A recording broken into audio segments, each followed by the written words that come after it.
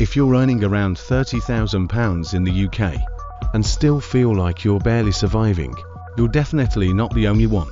And honestly, this is becoming normal for a lot of people, because £30,000 sounds decent until you actually try living on it.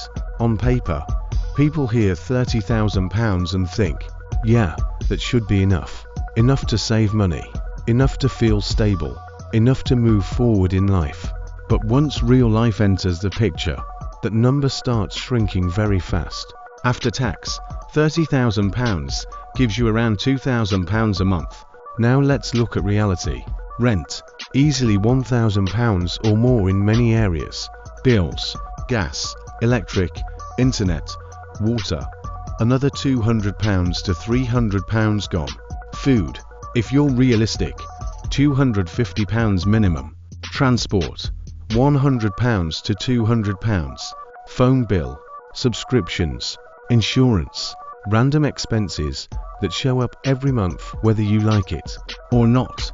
And just like that, you're left staring at your bank account wondering, where did all my money actually go? Because this is what nobody prepares you for. You can earn what used to be considered a good salary and still feel financially stuck.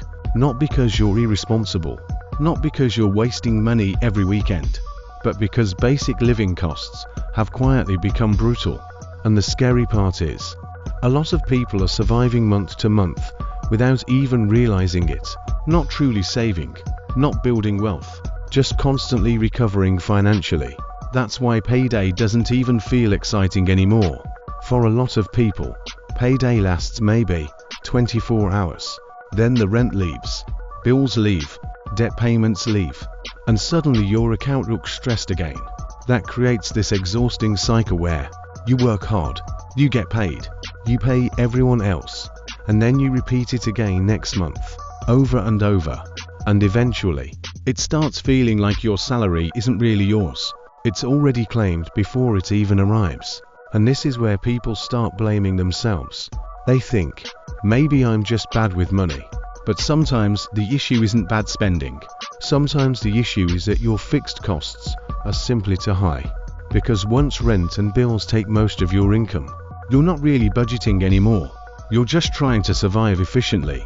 That's why advice like, stop buying coffee, cut Netflix, spend less, feels almost insulting to some people.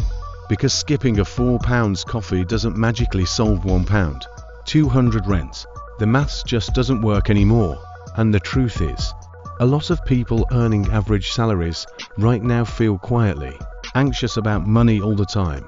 Even people with full-time jobs, even people doing everything right, because the gap between income and living costs keeps getting tighter.